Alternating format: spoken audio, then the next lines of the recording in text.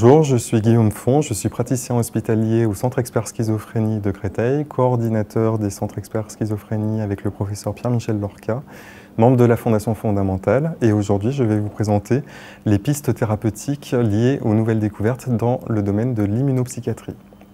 Merci beaucoup, bonjour à tous et belle et heureuse année sur le plan professionnel et surtout sur le plan personnel. Je suis très honoré de commencer l'année 2016 avec cette conférence. Où, comme l'a dit Madame Le Boyer, je vais vous présenter le sujet de ma thèse en fait, que je vais soutenir le 8 juin cette année. Et donc c'est aussi un entraînement pour ma soutenance. Alors je souhaitais commencer en préambule sur quelques mots sur la notion de sérendipité. On en a parlé à l'école d'automne sur le réseau schizophrénie. On réfléchit beaucoup en fait en épistémologie, surtout depuis la conférence de Steve Demazeux qui était venu à l'école d'automne 2014. Et il y a plusieurs façons en fait de faire des découvertes. Et celle qui nous a enseigné le plus souvent dans les études médicales, c'est l'evidence-based medicine, qui a permis d'apporter des preuves rigoureuses scientifiques et qui est particulièrement validée dans certains domaines comme les essais contrôlés randomisés, le développement de nouveaux médicaments. Par contre, la critique qu'on peut faire à cette approche, c'est que parfois, elle casse un peu la créativité et elle peut empêcher aussi l'accès à la nouveauté, à la découverte, en demandant parfois aux personnes qui soumettent des projets de recherche, par exemple, quasiment de présenter le résultat abouti de leur recherche, alors qu'on a tous fait l'expérience qu'à un moment donné, on découvre des choses qui étaient inattendues. Et ça, c'est ce qu'on appelle le phénomène de sérendipité. L'erreur, en fait, est de penser que la sérendipité, c'est se fier au hasard, c'est se remettre au hasard. C'est pas de ça dont il s'agit. La sérendipité fonctionne par étapes. La première étape, il s'agit quand on a un problème que l'on souhaite résoudre, d'accumuler le maximum de connaissances qui ont été décrites, le maximum de données qui ont été publiées, par exemple, dans le domaine de la recherche, et donc de lire et d'intégrer toutes ces données. Ensuite, il y a une deuxième étape, donc c'est comme une recette de cuisine, il faut travailler la pâte et puis après il faut la laisser reposer. Donc dans la deuxième étape, en fait, le subconscient fait son travail de réorganisation des connaissances et crée des liens entre ces connaissances. Et donc là, on approche, en fait, on a une vision globale d'un domaine avec une problématique. Et la troisième étape est l'étape où intervient justement la sérendipité, c'est un input, je suis désolé pour l'anglicisme, qui arrive en fait, que vous découvrez, qui était inattendu, qui peut être le fruit du hasard, le fruit aussi de la chance, mais en tout cas, ce qui fait la différence, c'est que comme votre esprit est préparé, vous allez arriver en fait à intégrer cette nouvelle donnée qui était inattendue et qui est une découverte, là où quelqu'un aurait pu passer son chemin en disant c'est un artefact, c'est quelque chose de pas intéressant, vous allez dire là, il y a là quelque chose qui est intéressant, quelque chose qui était inattendu. Et donc la sérendipité est résumée par cette phrase de Pasteur, par le hasard ne favorise que les esprits préparés. Alors, juste le mot sérendipité, c'est un mot compliqué qui vient en fait de l'anglais, mais qui initialement vient d'un conte qui est le conte des trois princes de Sérendip. Sérendip, ça veut dire Sri Lanka en perse. Et donc c'était l'histoire de trois princes qui en fait étaient exilés par leur père, qui voulaient leur faire découvrir le monde. Et donc ce conte raconte comment ils utilisent leur sagacité pour interpréter les phénomènes qu'ils voient sur leur chemin et qu'ils découvrent. Ça a inspiré Voltaire pour son roman Zadig ou La Destinée. Et puis ça a aussi inspiré un médecin qui est aussi écrivain et que vous connaissez, qui est Arthur Conan Doyle, qui a créé le personnage de Sherlock Holmes. Et donc en science, c'est ce qu'on appelle le raisonnement indiciaire, qui a été développé par Thomas Henry Huxley, qui est le grand-père d'Aldous Huxley, et qui en 1880 a écrit un ouvrage qu'il a appelé La méthode de Zadig, où il explique ce principe de sérendipité. Donc vous voyez, ça date pas d'hier. Et la découverte la plus fameuse de la sérendipité dans le domaine de la pharmacologie, c'est la découverte de la pénicilline par Alexander Fleming au début du XXe siècle, qui a donné donc toute la classe des antibiotiques avec les applications que vous connaissez. Donc je vous rappelle pour l'histoire, en fait, Il avait laissé des boîtes de pétri en fait avant de partir en congé sur sa paillasse, et il s'est trouvé qu'en fait quand il est revenu, il a trouvé que dans certaines boîtes toutes les bactéries étaient mortes avec un développement ici que vous voyez de mycélium, et en fait c'était du mycélium qui venait de l'étage du dessous dans son laboratoire parce qu'il y avait des chercheurs qui travaillaient sur le mycélium et donc les spores avaient remonté et avaient contaminé ces boîtes de pétri. Et là il a demandé à une assistante d'analyser ça et c'est comme ça qu'il a découvert les premières propriétés bactéricides de la pénicilline. En psychiatrie, également, toutes les grandes classes de psychotropes ont été découvertes par sérendipité. Donc ça, c'est très connu, je vais passer rapidement là-dessus. En fait, les antipsychotiques en 1952, c'était en fait à la base des molécules où on cherchait un phénomène d'indifférence affective. C'était Henri Laborie qui travaillait sur des modèles de stress post-traumatique chez les cochons d'Inde. Et en fait, il a eu l'idée de parler à ses collègues psychiatres des propriétés qu'il avait découvertes de cette molécule. Et là, donc c'est Delay et Deniker qui ont appliqué ça en psychiatrie et qui ont vu qu'au bout de plusieurs semaines, le délire diminuait. Donc ce n'était pas seulement le phénomène d'indifférence affective recherché. Donc là, ils ont fait exercice de leur précision d'observation, mais aussi de l'ensemble de leurs connaissances, là où d'autres personnes étaient passées complètement à côté des propriétés de la molécule. Donc on peut raconter la même histoire pour la découverte du lithium, pour la découverte des propriétés antiépileptiques du valproate, et pour la découverte des benzodiazépines et des antidépresseurs.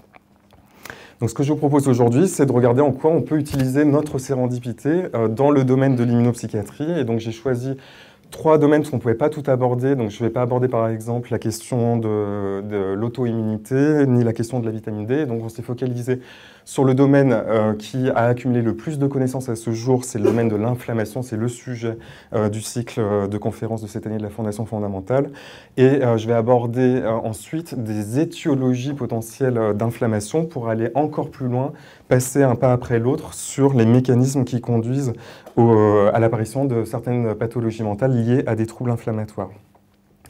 Ici, vous voyez l'évolution du nombre de publications liées à l'inflammation dans la maladie mentale sur les 20 dernières années. Vous voyez que c'est un phénomène complètement exponentiel.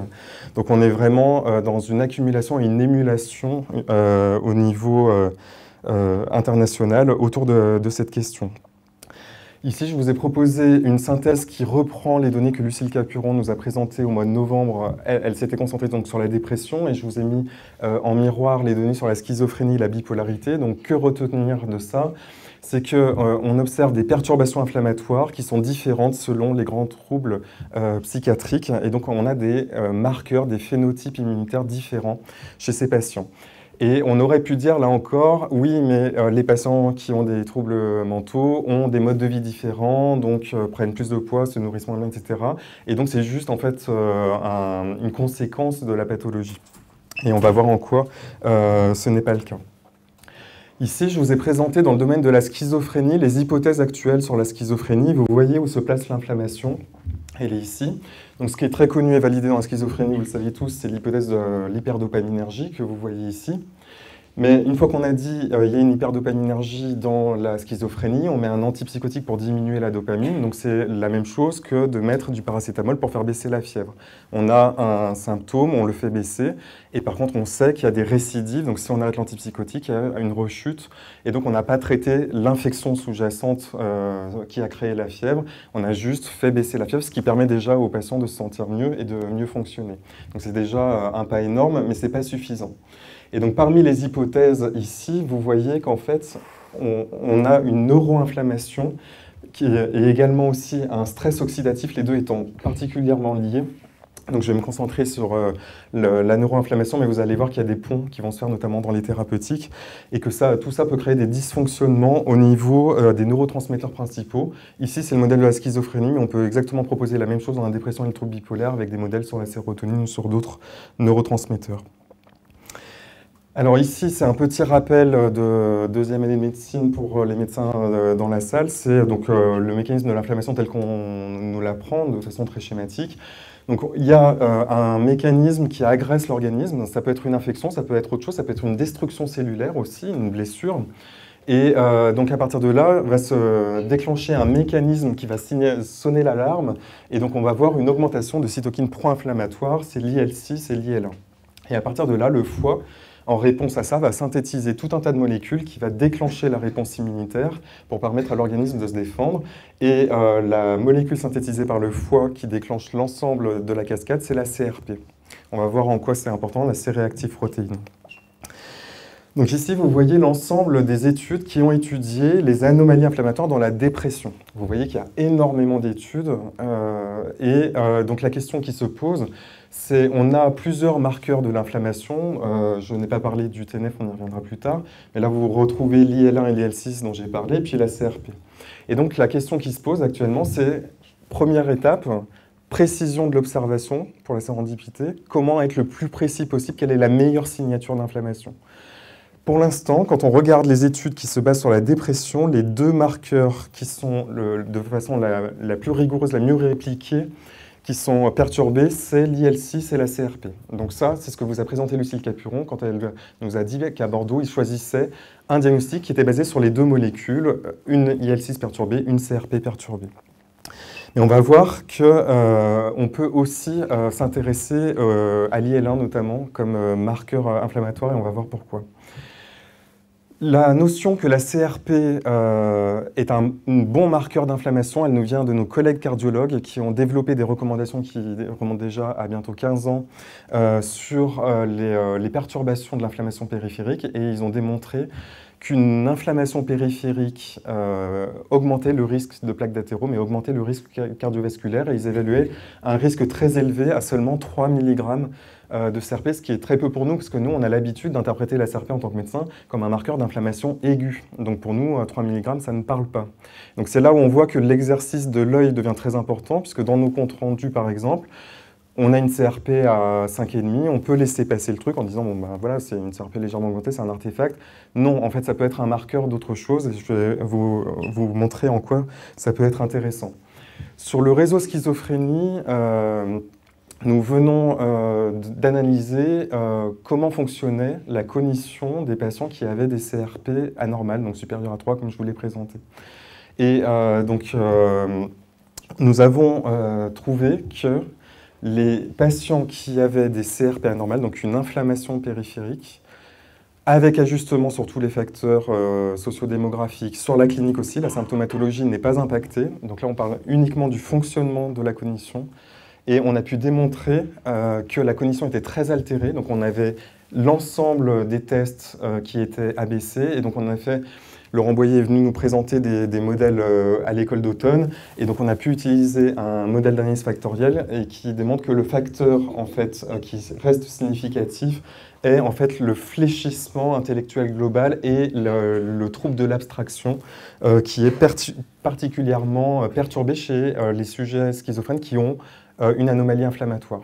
Donc l'hypothèse de ça, c'est qu'on est en train potentiellement d'identifier clairement un sous-groupe de patients, puisque donc, le docteur Bernat nous a présenté à l'école d'automne les trajectoires cognitives dans le staging. Donc le staging, il s'agit de représenter des étapes d'évolution et d'arriver à mieux caractériser où en est le patient dans l'évolution de sa maladie.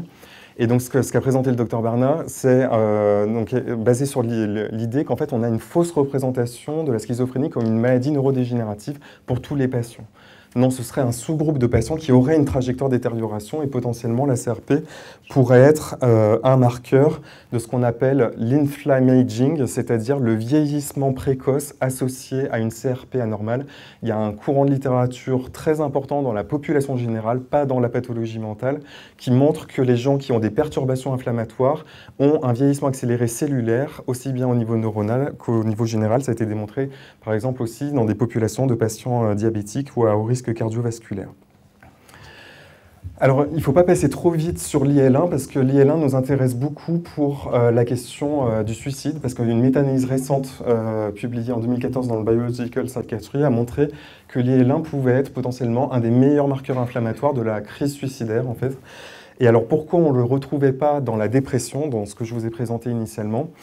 C'est que l'IL1 est une cytokine qui a une demi-vie très très courte et qui est très labile dans le sang périphérique. Et là, en fait, ces études intégraient aussi des études sur des cerveaux post-mortem de personnes décédées par suicide. Et donc, en fait, on voit qu'au niveau central, on a des marqueurs qui peuvent être différents du niveau périphérique, mais on sait aussi que c'est très difficile de faire des ponctions lombaires à nos patients en pratique quotidienne. Donc on essaie de trouver de meilleurs marqueurs. C'est pourquoi pour l'instant on reste sur la CRP et sur l'IL6. Donc vous voyez que le mécanisme de l'inflammation est bien plus compliqué que ce que je vous ai présenté initialement. Et là je vais me concentrer sur la partie neuro-inflammation, donc au niveau du cerveau. Donc l'idée, c'est qu'en fait, vous avez une perturbation inflammatoire qui augmente la perméabilité de la barrière hémato-encéphalique. Normalement, la fonction de la barrière hémato-encéphalique, c'est justement de protéger le cerveau contre tout ce qui se passe dans le reste de l'organisme, parce que sinon, ça voudrait dire qu'à chaque fois qu'on fait une hypoglycémie, on tombe dans les vapes. Et donc l'inflammation augmente la perméabilité, et donc va commencer à perturber le fonctionnement du cerveau. Et en fait, le premier phénomène qui se passe, c'est qu'il y a un récepteur, donc c'est une classe de récepteurs, les PRR, qui contiennent les récepteurs TLR, dont José Hello Oliveira vous parlera au printemps probablement. Donc ce sont des récepteurs de reconnaissance d'antigènes, et c'est eux qui ensuite vont déclencher la synthèse d'IL1 notamment, et l'IL1 ensuite en cascade va déclencher un complexe protéique qui s'appelle l'inflammasome, et donc c'est là l'origine de toute la cascade. Donc l'idée c'est on va essayer d'aller le plus possible aux origines du trouble pour proposer le traitement le plus adapté. Donc tout ceci rentre dans l'idée de mieux caractériser nos patients et de proposer des profils inflammatoires. À partir de là, une fois qu'on a caractérisé le patient, qu'est-ce qu'on fait, qu'est-ce qu'on peut proposer comme traitement pour être le plus efficace sur les perturbations? Alors pour ça, on va commencer par regarder tout ce qui a été essayé dans les 3 grands troubles psychiatriques, dépression majeure, troubles bipolaires et schizophrénie. Et en fait, ce qu'on a découvert, c'est que sans le savoir, la plupart d'entre nous font de l'immunopsychiatrie au jour le jour, puisque quand on prescrit des antidépresseurs ISRS, on a une activité anti-inflammatoire. Donc là où on pense actuellement qu'on améliore nos patients, par exemple en augmentant la sérotonine, il est possible qu'on les améliore aussi en supprimant l'inflammation et non pas en augmentant la sérotonine. Et alors on posait la question sur le réseau schizophrénie, qu'en est-il chez les patients schizophrènes? Donc on s'est dit, voilà, on a une donnée qui est très claire, qui est très répliquée dans la dépression. Nos patients souffrant de schizophrénie, vous le voyez ici, pour plus du tiers ont des troubles dépressifs, dont seulement la moitié sont traités par antidépresseurs. Et on a regardé et on a trouvé quelque chose qui n'était pas du tout ce qu'on attendait. Et c'est là où on est dans l'étape 3 de la sérendipité. C'est qu'en fait, on a trouvé exactement l'inverse de ce qu'on pensait, c'est-à-dire qu'on pensait que les gens qui avaient une schizophrénie qui était traitée par ISRS auraient des CRP plus basses, donc plus de CRP normales, et c'est exactement l'inverse qu'on a trouvé. Au contraire, ils ont des CRP augmentés. Donc il y a 2 hypothèses, là on est dans du cross-sectionnel, c'est soit c'est l'antidépresseur qui augmente la CRP, soit l'antidépresseur ne suffit pas à faire baisser la CRP, et ça peut expliquer la résistance au traitement par antidépresseur chez les patients souffrant de schizophrénie. Alors ensuite, on va regarder ensemble l'ensemble de la littérature sur les anti-inflammatoires qui ont été testés dans les grandes pathologies psychiatriques. Et vous voyez qu'on a un arsenal thérapeutique très diversifié.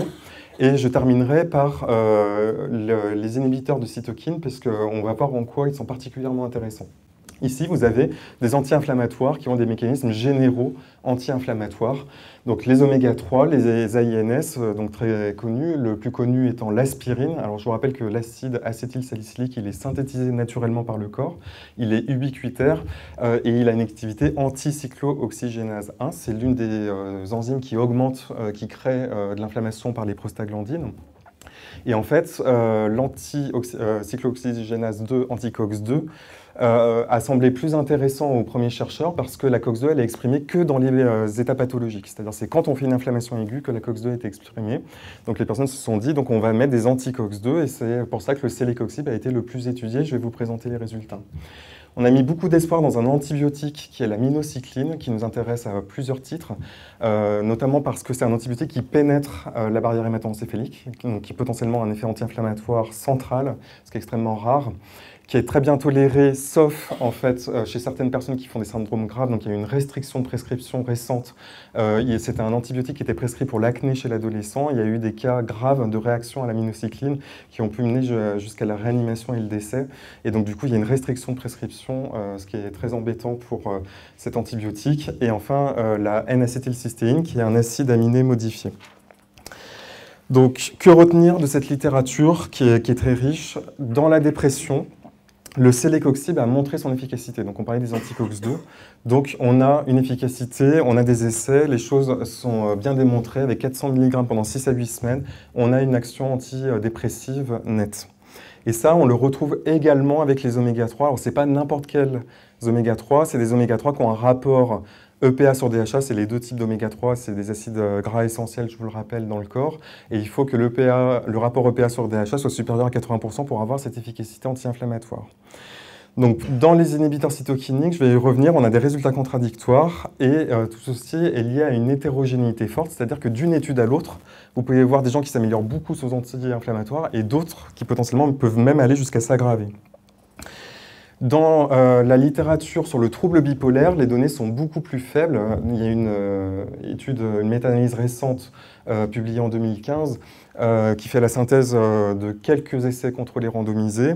Et c'est la N-acétylcystéine, le NAC, qui marche aussi bien dans la dépression bipolaire que dans l'accès maniaque, mais on a un essai contrôlé randomisé à chaque fois pour cette molécule. Donc c'est encore trop précoce pour pouvoir conclure. Le célécoxib, donc anti-COX-2, a montré une efficacité comme dans la dépression. Par contre, cette efficacité ne tient pas dans le temps. Donc l'idée, c'est peut-être que ça pourrait être intéressant en traitement adjuvant dans les premiers jours de traitement du trouble bipolaire, parce que généralement, les thymorégulateurs et les antidépresseurs mettent plusieurs semaines à exercer leur efficacité. Là encore, ça demande réplication. Et puis les oméga 3 n'ont pas montré d'efficacité dans l'accès maniaque et sont controversés dans la dépression. Et par contre, on avait des résultats à l'imagerie qui pouvaient être intéressant. Dans la schizophrénie, c'est actuellement l'aspirine qui tient la tête parce que les deux essais contrôlés randomisés ont montré de l'efficacité et le célécoxib et l'aminocycline ont montré des résultats contradictoires.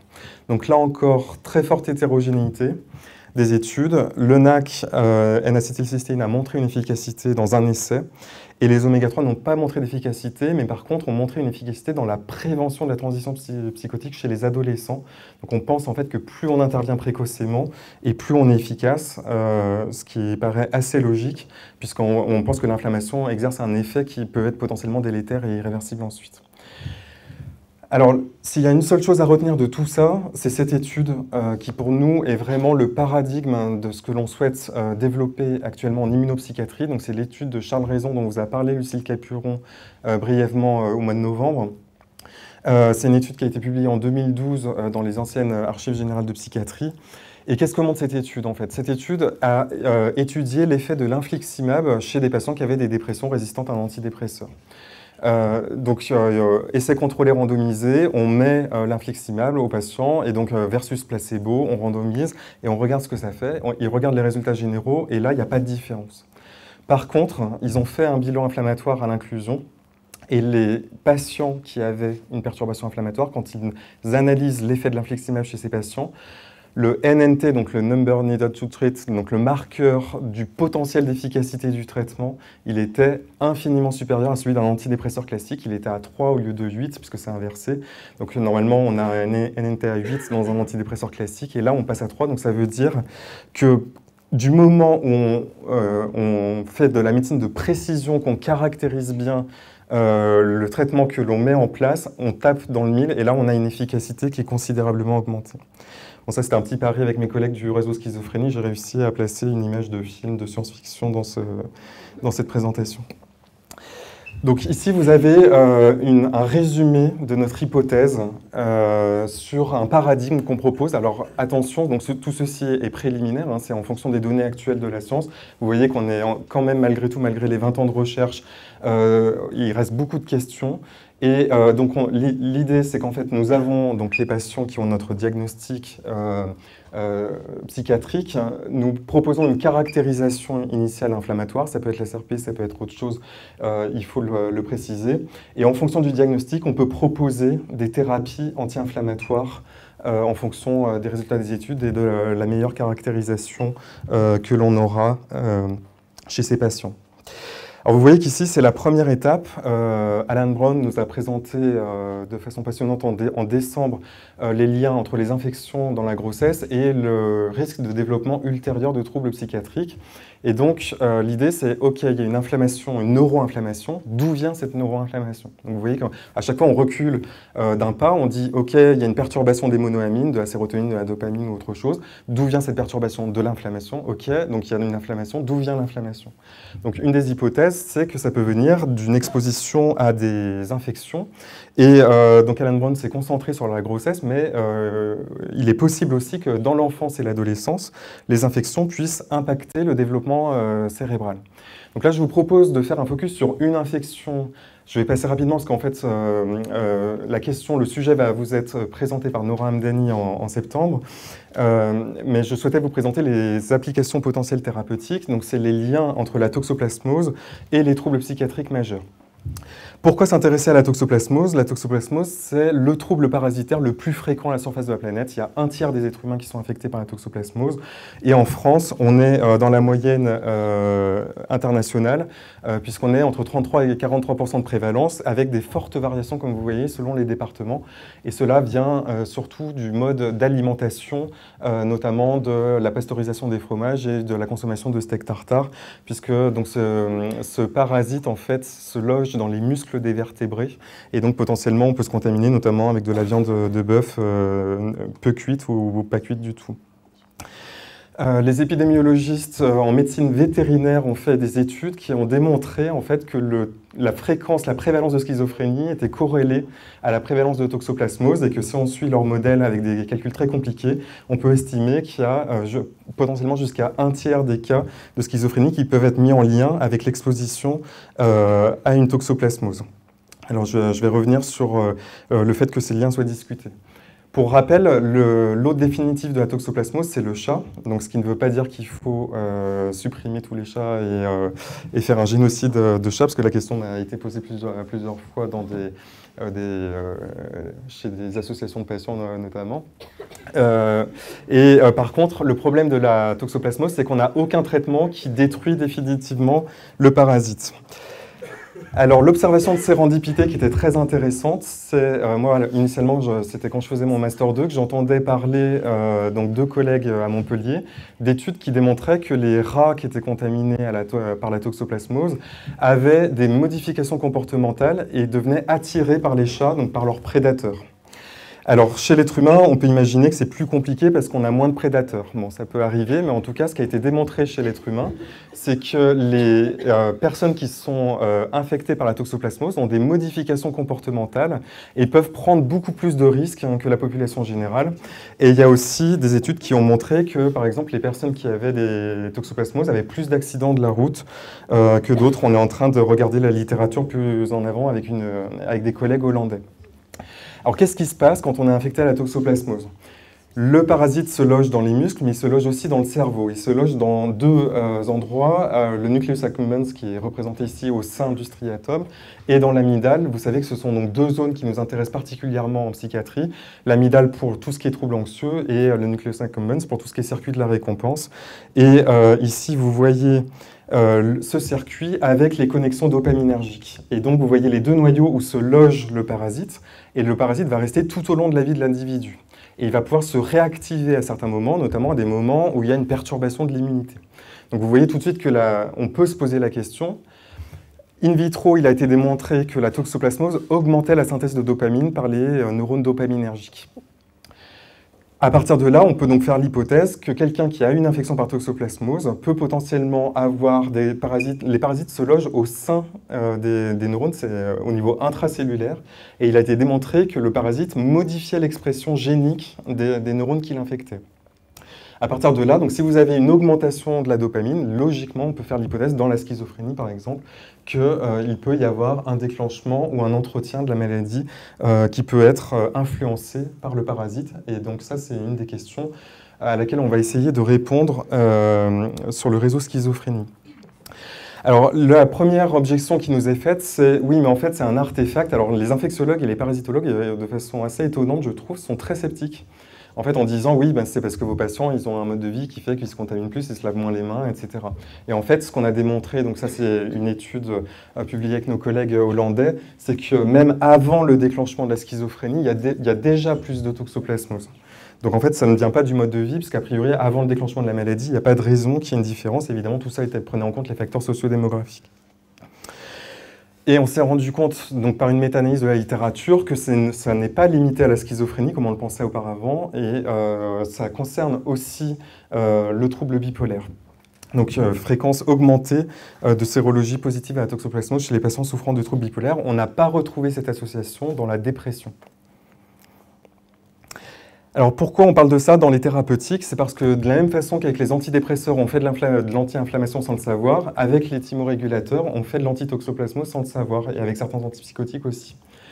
La dépacote, le valproate, a une très forte activité antitoxoplasmique et certains antipsychotiques, ici j'ai présenté l'allopéridol, mais en fait, parmi les autres, certains ont une activité intermédiaire antitoxoplasmique. Et on voit ici que leur activité antitoxoplasmique est très supérieure à l'antitoxoplasmique de référence qui est prescrit pour les femmes enceintes, par exemple, qui ont un risque de contamination à la toxoplasmose quand on veut protéger le cerveau du fœtus.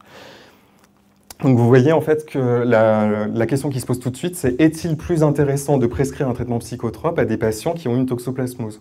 Et de façon rétrospective, on a regardé à Créteil ce qu'il en était et on a trouvé que les patients qui avaient une bipolarité et qui recevaient un traitement antitoxoplasmique avaient moins d'épisodes dépressifs dans la vie que ceux qui ne recevaient pas de traitement antitoxoplasmique.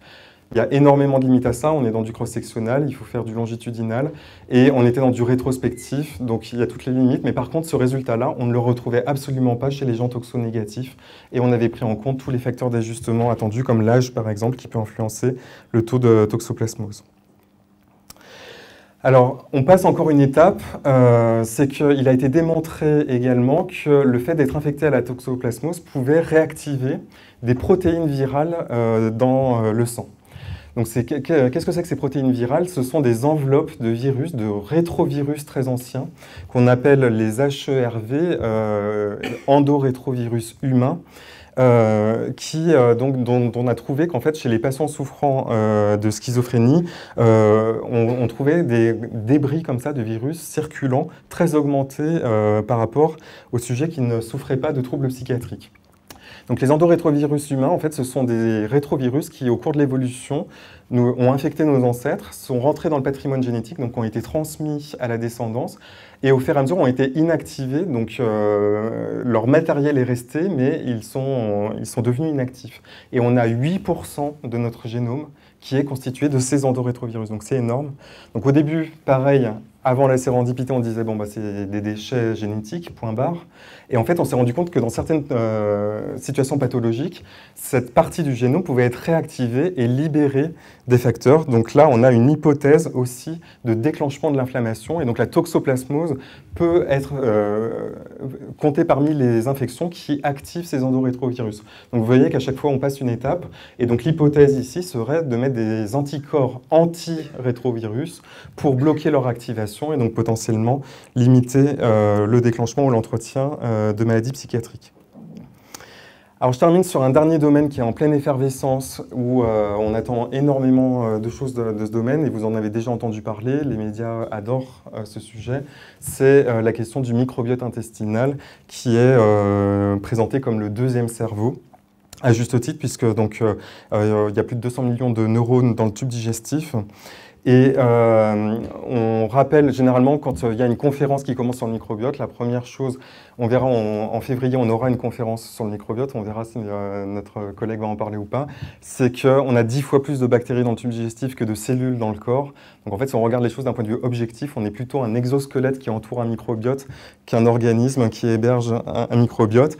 Et les gens qui vont très loin dans la théorie de la manipulation, parce que dans la manipulation parasitaire, on est manipulé par les parasites, il y a aussi une théorie de la manipulation virale et de la manipulation bactérienne, et donc il y a même des personnes qui disent que toutes nos interactions sociales n'ont pour but que de nous faire échanger nos microbiotes.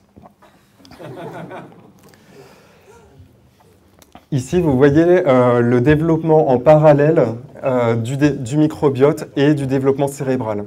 Donc vous voyez ici les âges de début des pathologies mentales, et donc vous voyez que logiquement, on peut se poser la question, est-ce qu'il y a une influence entre ces mécanismes et que ça pourrait jouer dans les âges de déclenchement et la différence de présentation des troubles psychiatriques. Alors comment ça marche? Il y a plein de voies qui connectent le microbiote au cerveau, c'est ce qu'on appelle l'axe intestin-cerveau. Et parmi ces voies, celle qui nous intéresse le plus, la première, c'est une augmentation de la perméabilité de l'intestin.